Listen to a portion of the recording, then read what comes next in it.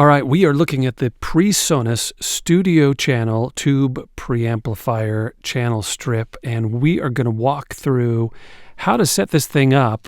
Specifically, well, I should rephrase that. We're going to walk through how I set this up to get a good voiceover sound if I'm putting together content for videos, or I'm doing some kind of a voiceover for video or content that I'm creating for YouTube or Instagram or whatever. I figure that you either have one of these or you're considering one of these tube channel strips. And we have a tube preamplifier. We've got a compressor. It's got an EQ, and then it's a semi-parametric EQ, and then another output level. We're going to talk about all these pieces. And I should just give you a little background. First, I'm using my Roswell Mini K87 microphone. I'm speaking into that microphone, going directly into the Presonus Studio Channel, and then it's going to the line in of my Universal Audio Apollo interface, and I'm not using any plugins or anything. So what you're hearing right now is we've got the effects bypassed, but we're hearing the tube preamplifier.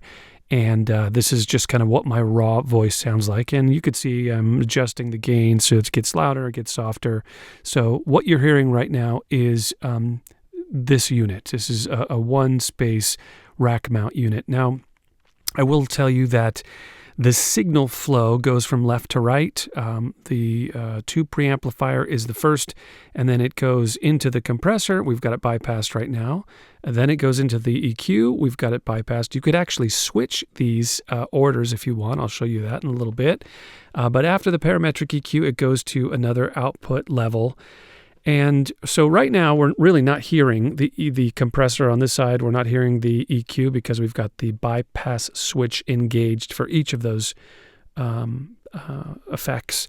So we are listening to and we are hearing the tube preamplifier. So what I want to do is before I really kind of start going into each one of these modules here, I should probably just give you a little rundown of some of the buttons and knobs and what these do. We'll start with the tube preamplifier.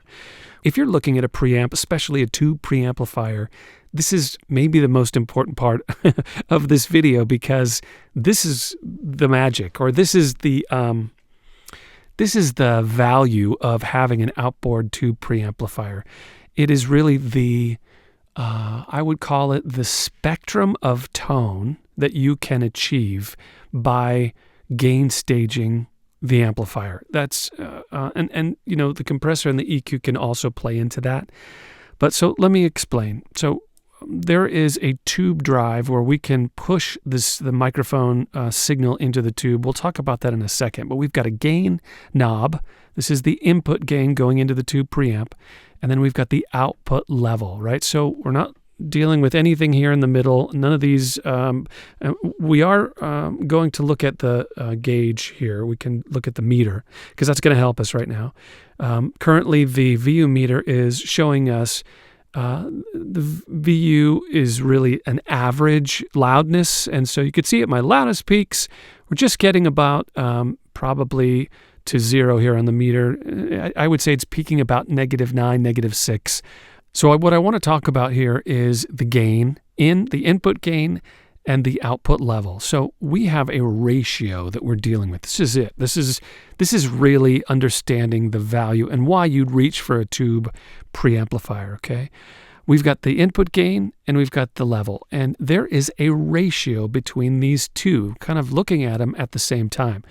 If I were to lower the input gain, right, you can hear it getting quieter, I could raise the output gain to achieve or try to get back to that same level that I had before.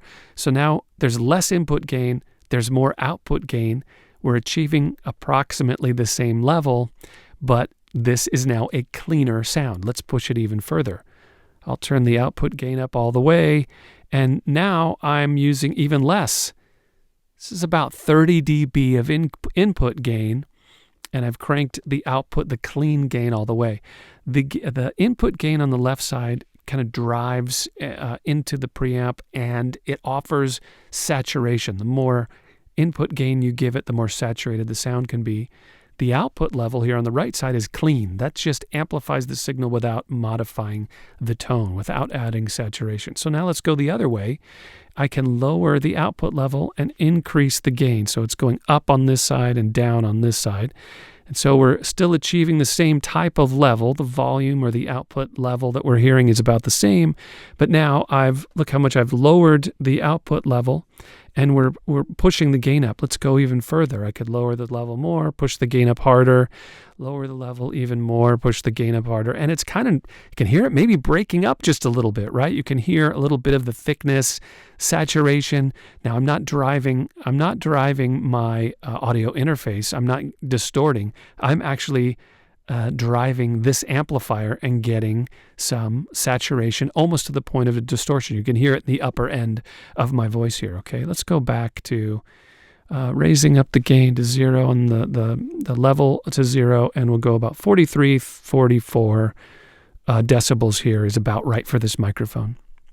So what you understand is you can go clean by lowering the input gain, raising the output level, so it offers a more clean sound, or you can go the other way. So now we also have the opportunity here, because of how this Presonus Studio Channel works, is we can drive the tube even harder to get a little bit more thickness. Now I want you to hear the tone difference. I'm going to crank up this tube drive all the way, and we've got it at 100, and it's becoming more thick. The sound and the tone is modifying, especially I'm noticing it in the lower and mid-range, but I hear a little bit of that saturation, and I hear some harmonics begin to get louder. So it's thicker. It actually is adding material to the signal of my voice. So I'm going to rotate this again. Less tube drive, I'll turn this down, and I'll have to turn this output up to match the amount of level.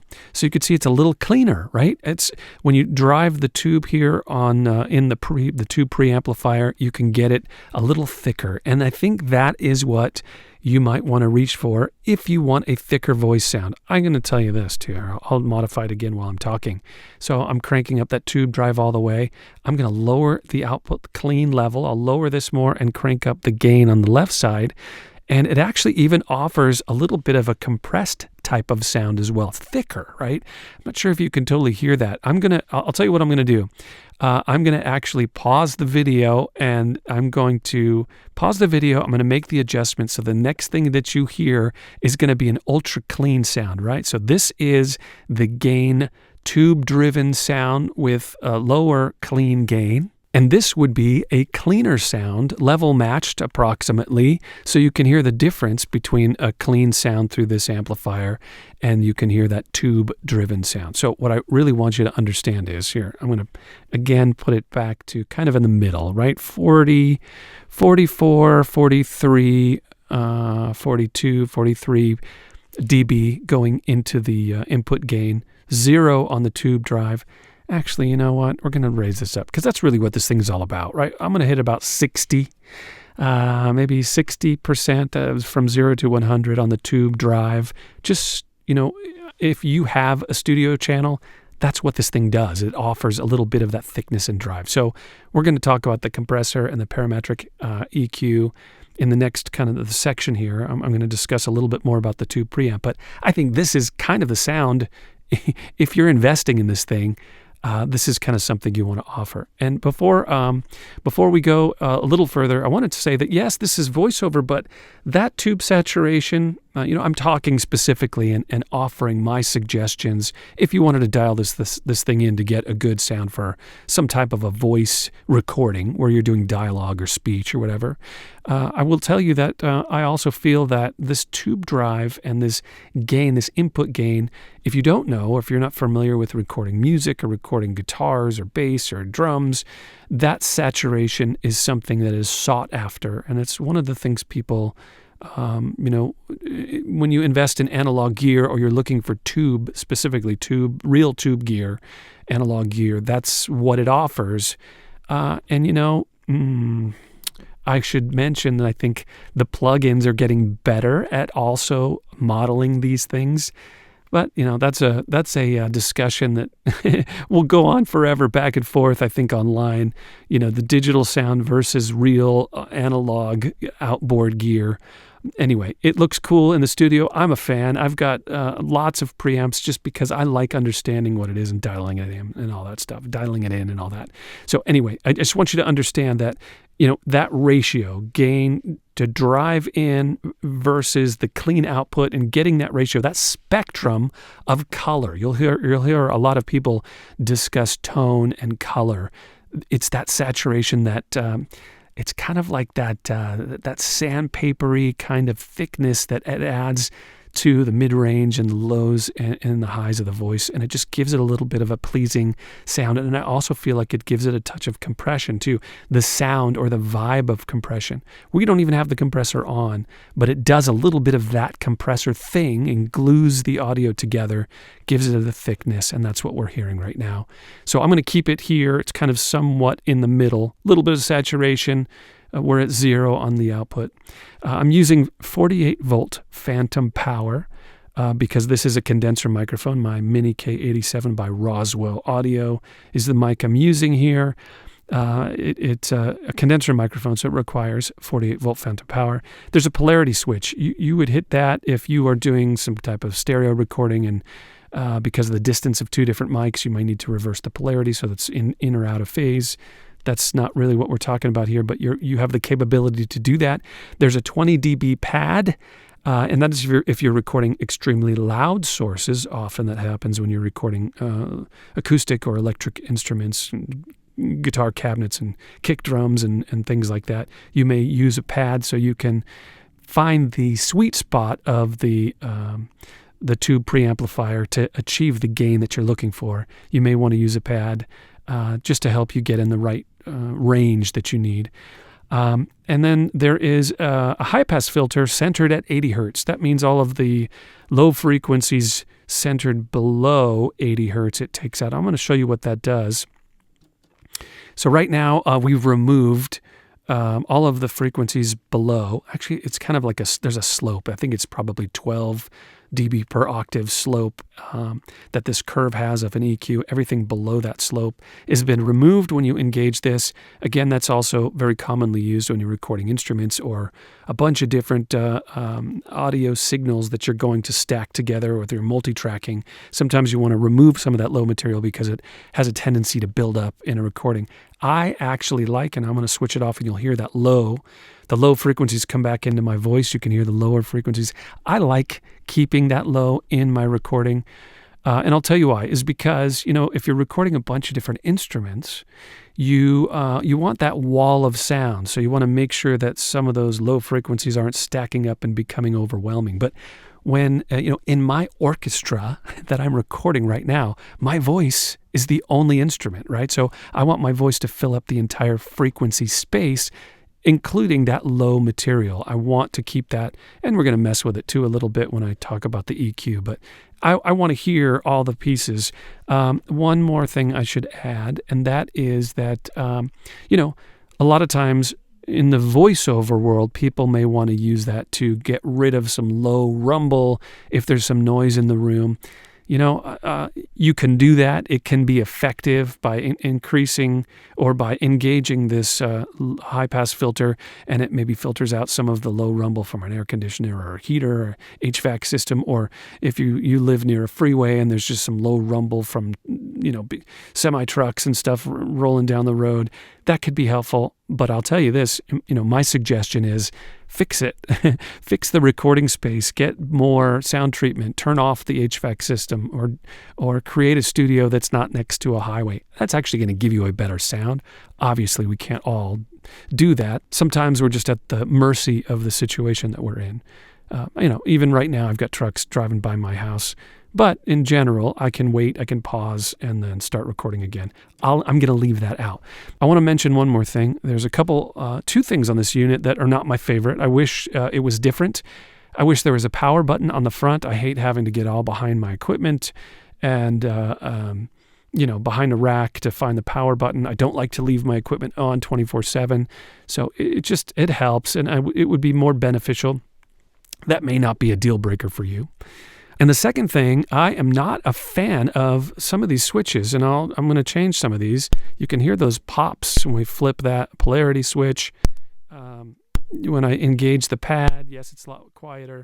But I think those are just the physical limitations of the type of components that you're using, or that Presonus is using in this particular studio channel. This one was purchased new from Sweetwater, so it wasn't, I don't expect that there was any issues with it. It came new. But I'll just say that those clicks and pops when you're switching some of the buttons here aren't common on maybe higher end gear.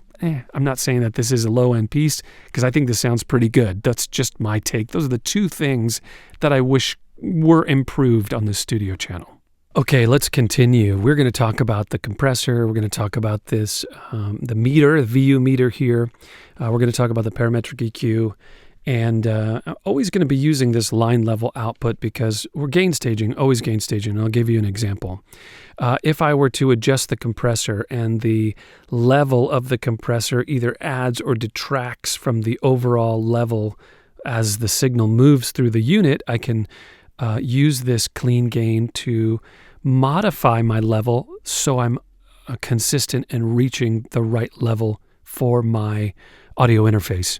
And before we get specific on the compressor, you saw how we had the ratio. So there's like the 3 gain stages, right? There's this gain, there's the tube drive. It offers the thickness, but also adds a little bit of output volume. And then we've got the level, the clean gain. You know, the compressor and making the modified changes, which you'll see, that can change the gain. So that's kind of a gain stage. The parametric EQ, if you're removing certain frequency or energy in certain frequency bands, or if you're adding certain energy in certain frequency bands, that's going to add or detract from the signal. So we really have 1, 2, 3, 4, 5 different gain stages that need to be modified. But understand, that's also part of the palette, right? A higher output gain from the compressor and lower from the EQ, and then adjusted here is going to sound different if it was opposite that, if it was higher here and lower, or lower and higher, and tube drive higher and lower. So, I mean, think of all the gain possibilities when you've got 5 gain stages and all the options in between, right? I want you to keep your eyes open and to those possibilities, because that's one of the things that people, either they don't understand that you can change all that stuff, but also that all those different ratio settings offer different tone and sound to your voice or to whatever you're putting through this thing. All right, I'm going to make sure that this is all kind of zeroed out. Let's go slow attack, fast release, gains at 0. Let me just discuss what a couple of these things are. If you're not completely, this is not a compressor tutorial, but I want to just explain. The threshold is the level that is set where the compressor starts working, and a compressor reduces the dynamics of your audio. We've got a soft button that is how sharp or how rounded the compressor threshold curve is. And I'm probably going to keep it on soft. If you don't know what the difference is, that's probably a different tutorial. Ratio is how much compression we're going to be adding. Attack is how quickly the compressor reacts once the audio passes the threshold. Release is how fast the compressor lets go once the audio goes back across the threshold. And gain is another gain stage that we can use to compensate. We've got auto here. This auto button is setting the auto release time, and that's depending on the program material that's going through it. I tend not to use auto. You're pretty safe if you've got it on, if you're not familiar with the compressor, but for voice situations, I kind of like to have the release pretty fast. I may lighten it up a little bit to get a more natural sound. We'll talk about that in a second. EQ to compressor button actually switches the order of these two units and these two processors in the chain. So right now we're going tube preamp into the compressor, into the parametric EQ, and then out the clean gain. But you can actually swap that. So the parametric EQ comes before the compressor. We're going to leave that off for right now. And then we have a switch for the meter.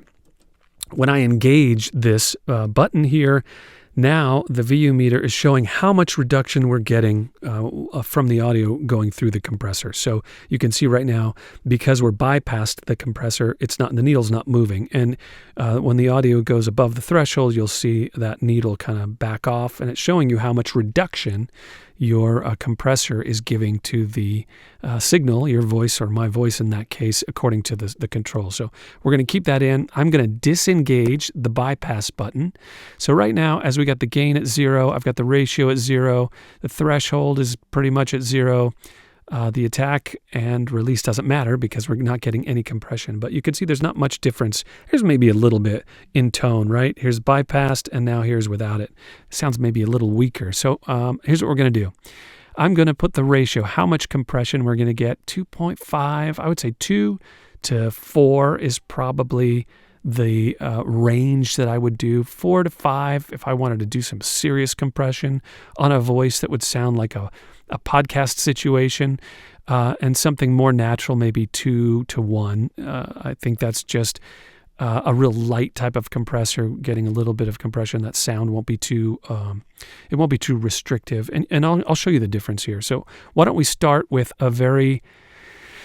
let me think about the best way to do this. Let's start with a very light compressor, and then I'll push it up really hard. So right now, what this is saying is wherever I set the threshold, if my audio and the loudness of my voice goes above that threshold, which I haven't set yet, but the ratio is saying it's at about 2 to 1, a little over 2 to 1. Every 2 dB that my voice goes over the threshold, it's going to come out 1. Right? If I were to set it at 4 to 1, that means it's going to take 4 dB above the threshold for it to come out 1. It's the ratio of how aggressive we're getting the compression to reduce the dynamics above the threshold that's set. So let's lower the threshold now, and so we're going to be watching the meter here. And if you look at it, while I'm talking, we are getting just about 3 dB of gain reduction. So I mentioned we're going to start with a really high. Yes, I want you to hear what a compressor does, and then we'll back it off to get something natural. So let's do 5 to 1, okay? So there's a lot of compression going on. We're going to lower the threshold to where my loudest parts of my speech, they're getting about 7 on the VU meter, 7 dB of gain reduction, an average of 7 dB. So that's a lot. It's compressing quite a bit. Now, right now we have the attack on slow, so it's letting the initial part of my voice through, but then once it goes over the threshold, it's letting the initial part through, but then it's clamping down on the audio. So let's make the attack faster so you'll hear it even more abrupt. You'll hear the door kind of close on all of that audio that is going above the threshold. And now you'll notice what's happening. I'm gonna bypass this. Now you hear the difference. It's a lot louder because with the compressor on, it's kind of shaving off the loudest parts. So what we can do is use the gain at this point to replenish that audio. I don't have to do anything yet with my level here on the other side. But now, so let's see if we can match the difference. Here's the volume without the compressor, but you can hear that the louder and quieter portions of the words and vowels and consonants that I'm speaking are more different, right? It's more natural sounding, and now it's more compressed. The loudest parts of my speech are just as loud. I think we should just nail this thing. Let's go really hard so you can hear the difference. I'm going to open up the attack a little bit so you can really hear that compressed sound. Wow. It's still a lot louder, so I can push that gain up to get a more matched sound. So this is we'll call it a stupid compressed sound that I want you to hear it so you can hear the difference and you can really understand, I understand what compression sounds like. Now I'm going to show you some of the fallout, what happens. Now, I live in San Diego near a Miramar Air Base. And with this compressor, when I stop speaking, you can hear my voice stop, and then you can hear a jet outside, maybe a lot more noise when I stop talking. You can hear, if you listen closely, I want to slower the release a little bit so you can hear as it raises up. You can, if you listen carefully, you can hear my wife in her office in a different part of the building here. You can hear her speaking on the phone, right? So I have a pretty quiet space, a pretty quiet room, but the compressor is lifting up that audio when I stop. And that's because we've got this compressor. I've got the gain so high that it pushes down my loud parts, but when I don't speak, it raises up that signal. So that's something. Here, let's put this back. 1, 2, 3. That's something that happens when you really press on a compressor hard. So, okay, you heard what that sounded like. It offered a really compressed sound. Now let me show you what I do. This is what I set. And this is how I would set this compressor, right? I would do a fast release, probably a pretty fast release. I would do a medium to slow attack because I want it to sound pretty natural. I would keep the ratio at about 2 to 1, and I would try to get about 3 dB of reduction at the loudest parts. So now I'm speaking, the compressor is just pulling down the loudest parts of my speech to keep it more consistent. And even some people might think that's a lot, just under 3 dB, 1 to 2 to 3 dB of reduction. And now let's level match it and make sure. So here's without, sounds a little bit more present, maybe a little bit more natural. And here's with the compressor, but I think it's also quieter. So we can raise this up a little bit. And now let's hear the difference. Here's with the compressor, without the compressor. There's a little bit of emptiness between my words, whereas with the compressor, it brings my voice kind of like close up to your face, more in your face. I'm not getting any closer to the microphone, but it just kind of sounds like I'm more intimate. I'm more in your ear when you listen to it this way. I'll go back and forth again.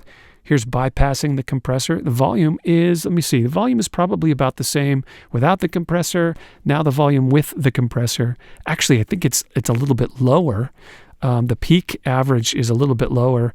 One of the things that when you add compression like this, it gives you the perception of louder when it's not necessary because we're filling in all the gaps, bringing up that lower material, that lower voice material that's bringing it up louder. So is this too much compression for you? Maybe.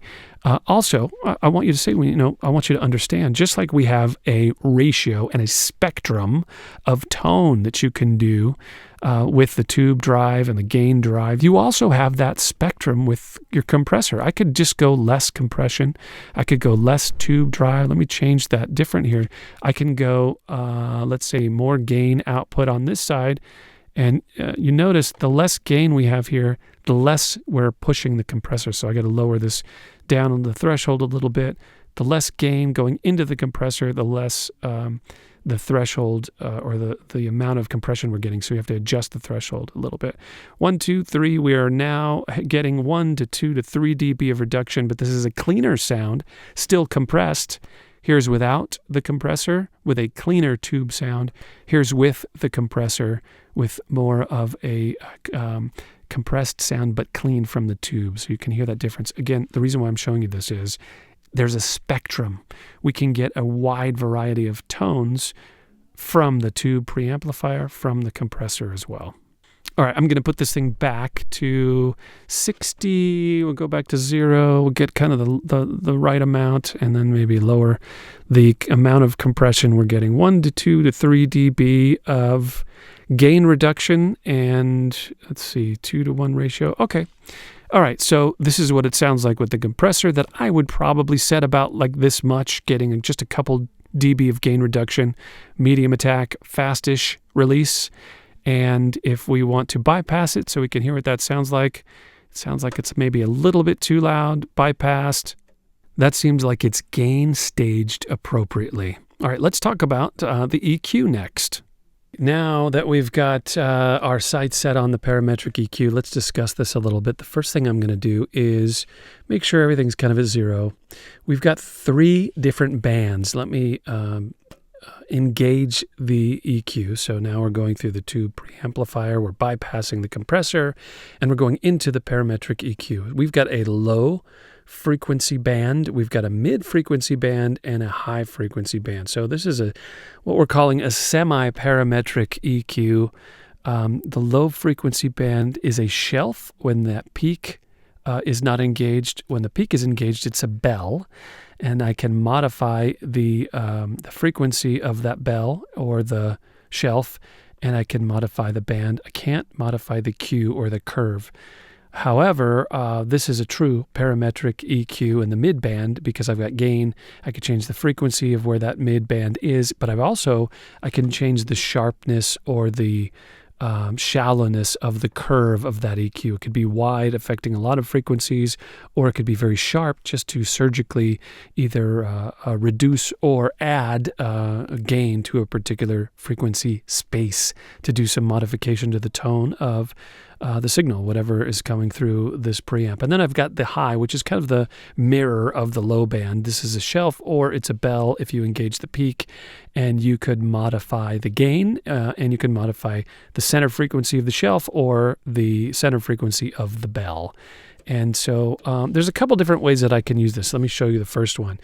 I think what I want to do is I'll show you a couple different ways we can get a hold of some of that low warmth. If I keep this as a shelf, I might want to put it down to maybe about 90 hertz. So that's 90 hertz, the low parts of my voice, and we can raise and you can hear some of that warmth. And if I can go lower than that, and I want you to understand that this is maybe about 50 hertz. That's way down there, but it also has to do with that shelf curve going up into the higher frequencies. So it's raising some really low frequencies, but then it's curving down. So we're, the lower the frequencies, the more we're raising that curve here. So it's just that's one way you can do it, right? We can increase some of that really low just to get that sub bass, but you could also raise it up and get some of that lower mid range as well. Maybe you don't want to hit it as hard, but there's the difference, right? There's with that low frequency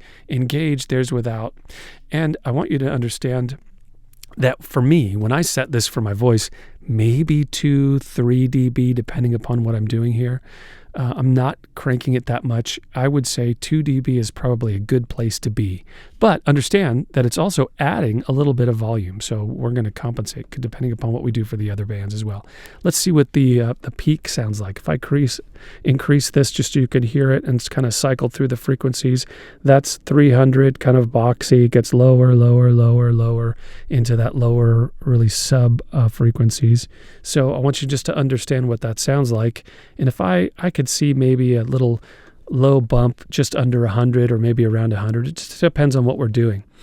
If I increase the low frequencies here, depending upon how I use these two, it kind of changes. And I usually have probably two different profiles for a voice if I were to use a channel strip like this with a 3-band EQ. And that one is, and those profiles would be bumping up the low end really low, maybe exceptionally low, increasing a mid-range, and then increasing some of the air, okay? Versus maybe using a shelf instead and boosting up maybe some higher low frequencies, maybe just above 100, and then using this to drop some of the mud. So that's called a Pultec EQ curve, a classic EQ curve used in the old Pultec units.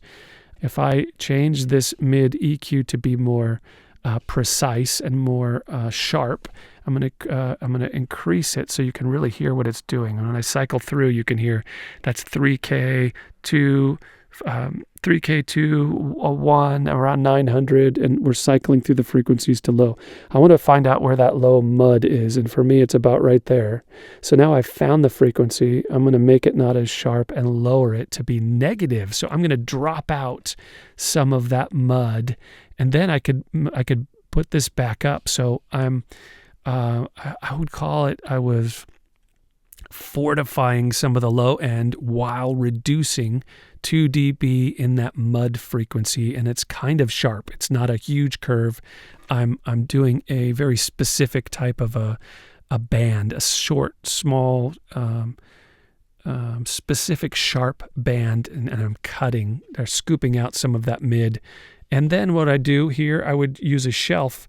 In this situation, I would use a shelf to raise up 2K, maybe just to give it a little bit of brightness. So let's bypass the EQ. Now it's bypassed.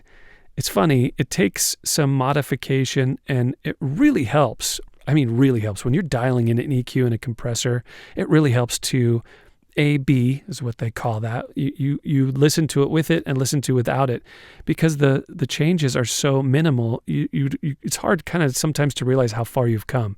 This is without the EQ. That's with the EQ. Listen, that reducing that mud brings the clarity, but also still retains the low part of my voice, which I'm not losing because I didn't take it out in that using that high pass filter, right? So let me engage it again. Sounds more mid-range. It's more of a flat kind of a sound, and then has with the EQ. Now, we set the compressor. I'm going to pop the compressor in and maybe do a little bit of modifying here with the gain staging. So now that's with the compressor. We're getting 1 to 2 to 3 dB of gain reduction, and I'm going to bypass everything. That's without it. There's no compression, no EQ, and let's listen to the volume now with it. It sounds about the same. I'm going to pop it up just a little bit. We've got a little tube drive. We've got some compression, 2 to 3 dB of reduction at the loudest parts. We're using the soft knee. We're using the EQ is happening after the compressor. So it's going tube, compressor, parametric EQ, and then out. So I'll bypass these two again. Here's without it. Maybe make this really clean, take out some of the tube drive so you can hear what that sounds like. Pop up the volume a little bit, pop the output level just a touch so it's similar. Now I'm going to add. Now we've added everything back again, and you can hear the difference. It's thick, it's more in your face, it's pushed up front, and I want to point something out here. This is one way that we can set the EQ, and I'll show you the other way in a second here. What I want you to understand is I'm not driving too much of the gain. I am giving a lot. Let's put it back. I previously had this at 60, so I'm going to do that. Keep it at 60. I've got the gain. So this is adding a touch of compression. It's adding a little bit of saturation. We're getting 1 to 2 to 3 dB of gain reduction at the most from this compressor. 2 to 1, a really light ratio. The threshold's it's not hitting the compressor too hard. We're getting plus 2 dB, minus 2 dB in the mid, plus 2 dB. So I want you to see that for voice, all of the settings, I'm not doing that much. I mean, I'm not cranking anything. I'm doing 2 plus or minus dB either way on all of these, the compressor, all of these processors. I'm doing 2 plus or minus dB of modification in the compressor and the EQ, and then that's what you're hearing the difference there. Bypass it. Here's without it. It's more, I'm bypassing it now without it. No compressor, no EQ. And now with them both, I think it just pulls the voice from my mouth. It pushes it up front, and it just sounds like I don't need to push as hard to emote or tell a story. I feel like you can just hear the saliva between my teeth. It's like a big magnifying glass on my voice, on my mouth. This microphone becomes really powerful, and it gives me leverage. I really like that. I barely have to project for you to hear every part of my chest cavity when I'm talking, and I could speak low.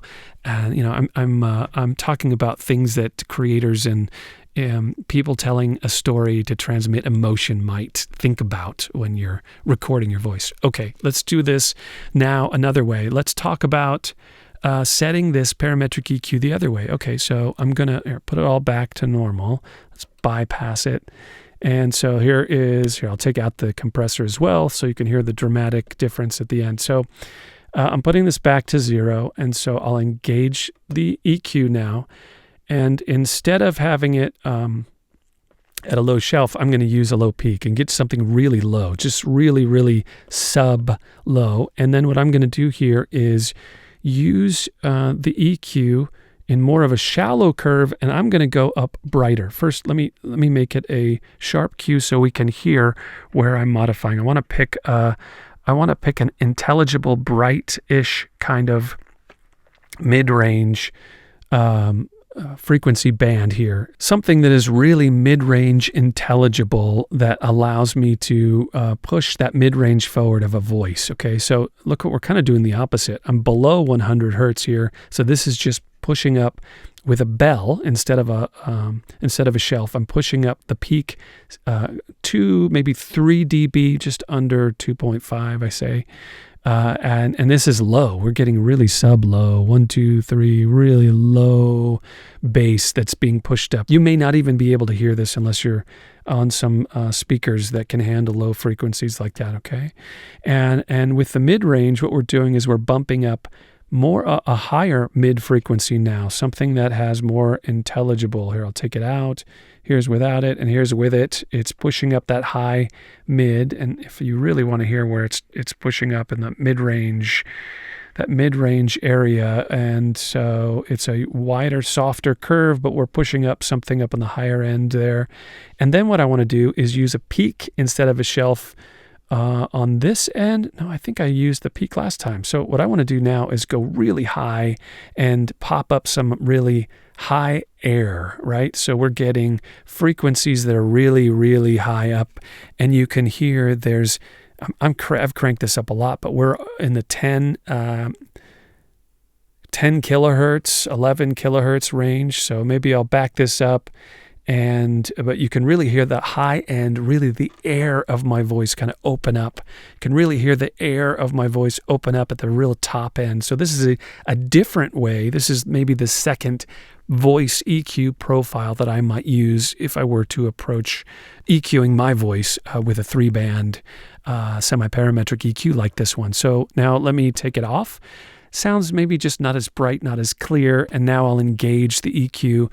This really gives that high-end clarity, but you got to be careful. You don't want to hit it too high in that upper range because you can introduce some sibilance around the 600 hertz. You want to go past the sibilance up really higher and crank some of that high end. And because this is a shelf, it's really all about the curve of the shelf. Probably could do the same thing with a peak and get a lot of some of that high end as well. Oh, maybe even a little bit more of that high end without getting the sibilance problem. It's kind of still in there. The sibilance problem now I'm above the sibilance for my voice, but you can really hear that high end. I'd probably do it about there. 2 dB, 2.5 dB, just to brighten things up a little bit. 1, 2, 3, 4, 5, high end air. 1, 2, 3, 4, 5. It's easy to overdo it. And again, taking it out, taking the EQ out, and then putting it back in allows you to hear the difference. Really focus on that clarity, high-end clarity, with the EQ, without the EQ, with the EQ. In my opinion, I'm missing that removal of the mud. I kind of like that better when we were taking out that low mud area in my voice, and maybe that's just because of what I've got going on in my room here. To me, it just seems a little bit more natural sounding, and I like the sound of my voice, pumping up a little bit of that lower high frequency, 1, 2, 3, that brightening it up that way, more near 2.3 kilohertz maybe. And that's kind of a lot. So anyway, that's what that sounds like. Here's without the EQ, and you can hear it removes the mud, bumps up the low end, and gives me some of that air. Again, it's all about the spectrum of possibilities that you can use. I'm going to modify this. I'm going to put it back to where it was. I really like that mud removal, pushing up some of the low end here, and then just a little bit of that low or high frequency lift, maybe 2 dB. I think this is my favorite setting. Here's without it, without the EQ, and here's with the EQ. Maybe taking off more of that low mid. Let me find that low mid again, that boxiness there. I think that's more of what I want to remove, and keeping it kind of sharp, removing 1 to 2 dB, and then adding it. Here's without the EQ, and here's with the EQ. Gives a little bit of clarity. And now I'm going to add the compressor again. So let's bypass both the compressor and the EQ, and then we'll engage both. Again, these changes that I'm making are not huge. They're not monumental. They're 1 or 2 dB in certain frequency spaces, 1 or 2 dB of reduction for the compressor. And I would even say that it doesn't sound horrible. Just the tube preamp and this microphone without any other processing sounds fine. But what we're able to do when we add the compression, the way that we're doing it, I think it really It heightens the detail and gives you a little bit more leverage as a producer and as somebody creating content. It allows you to transmit and translate that emotion, I think, a little bit better when you have these tools, and that's kind of what we're doing here. Again, at this point, actually, I should do one more thing. I should switch the compressor and the EQ. Haven't done that yet. So let's listen to what it sounds like when I rotate these. So right now we're hearing the tube preamp into the compressor, into the EQ, and then out. And so when I engage that, now we're hearing the EQ first. And if you here's the difference, right? If I were to increase some of the gain on the low end, there's more energy, and that energy is being pushed into the compressor, so it's pressing down on the compressor more because the parametric EQ is adding that bass before the compressor, versus if I lighten it up. And let's do it the other way now. So now let me add some more bass. The bass that I'm adding here is only adding the bass tone. It's not pushing the compressor harder. You have to consider the frequencies that you're modifying, and if you put the parametric EQ before the compressor, how are those changes in those frequency spaces going to modify how the compressor is working? And so in my opinion, for my taste, I like adding the compressor for this particular unit afterwards, I think, especially if you're not doing huge amounts of EQ modifications or just reducing a little bit of low end or low mid mud, bumping up some of that warmth and adding a little clarity at the top here after the EQ. After the compressor. I think this kind of sounds pretty good. I'm going to do one more thing before we wrap this up here. Understanding that we want to, if we bypass everything, I want to make sure that the level going out is the same as if we engage everything, and that level should be the same. We want to use this clean output gain to match. So we're gain staging, adding and reducing level or energy within these particular effects that we're using with the tube drive, with the compressor, adding or detracting particular frequency spaces with the EQ. That all modifies the amount of energy going into the level level output going out of the unit, and you use the level to modify that to capture the right recording level, so you hit your audio interface at the right level. So the last thing, though, that I want to do is maybe just really back off everything, because it's kind of a big difference, at least what I'm hearing in my headphones. All right, let me take the EQ. I'm going to back off the tube drive. I'm going to leave you with a way to use this in a very light, a lightly processed way, okay? So if I am bypassing the compressor, let's take a little bit less. So let's hear what this sounds like. Just 1 to 2 dB of reduction. Maybe we open up the attack. The ratio is still about 2.5 to 1. We're barely getting some movement on the needle here. That's how much reduction we're getting. And if I bypass the compressor, and this is what the level, and so I want to level match it here, and I engage the compressor, seems a little bit louder, so we'll modify that by lowering a little bit. We're matching. This is before, this is after. It definitely brings it a little bit forward, but it's not as jarring, I think, as it was before. So now I'm going to back off on each of these processing a little bit. These are also indented, so you could feel little indents in the knobs themselves, so you can click it one forward or backwards. It's nice to be able to give you an idea of how much you're turning the knobs. And so let's gain stage it one more time. Here is the compressor and EQ bypassed. Here are now them engaged. I'm using 0 tube drive, so this is just the regular gain going into the preamp and coming out.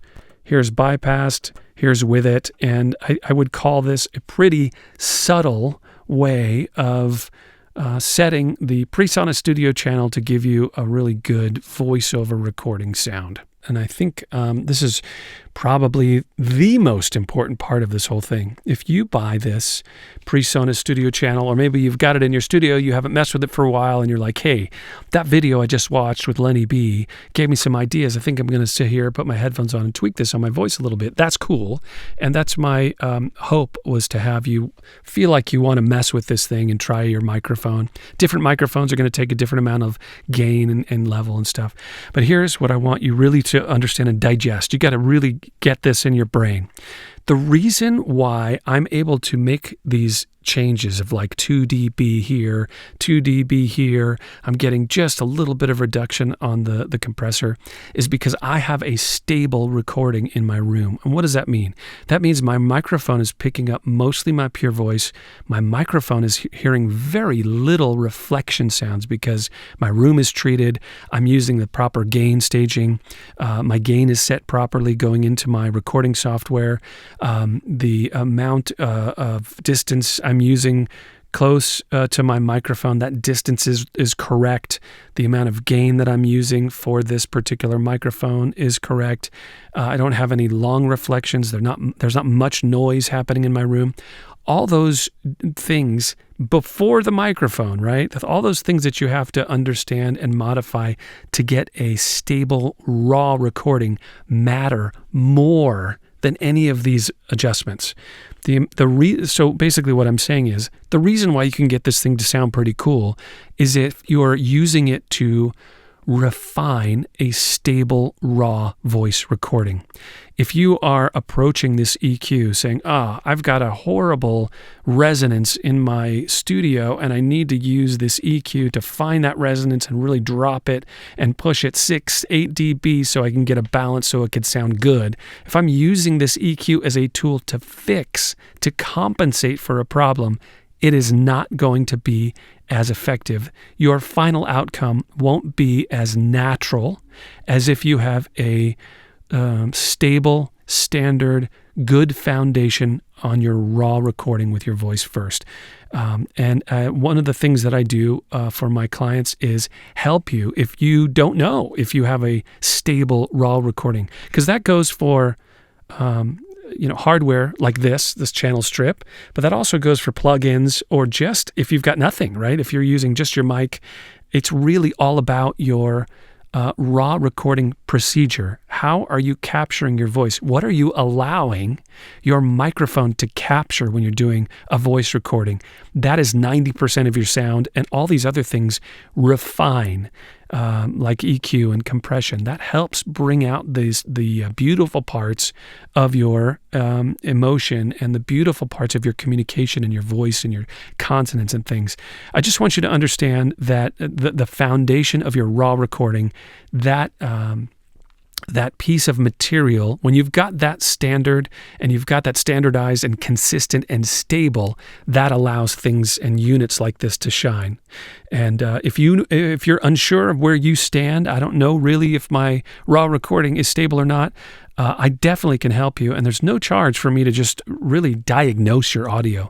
You can go to my website. It's lennyb.com. It's really easy to remember, and there's a red button at the top of the page. I make custom processing presets with plugins for people, but one of the things I also do is I can help you diagnose any problems you might have, because once you get that stable raw recording right, plugin processing is amazing. Hardware channel strips like this is amazing, and you can really hear the difference between your different microphones if you've got a few, or you can really hear the difference between a dynamic and a condenser mic, or you can really hear the difference between this analog channel strip and maybe another channel strip or preamp that you have. Those details start to come through once your raw audio capture is stable. I hope this helps, and I want you to ask questions about any of the knobs or buttons or things, or what I think, or what I'd like, or what I don't like, or how I'm doing something.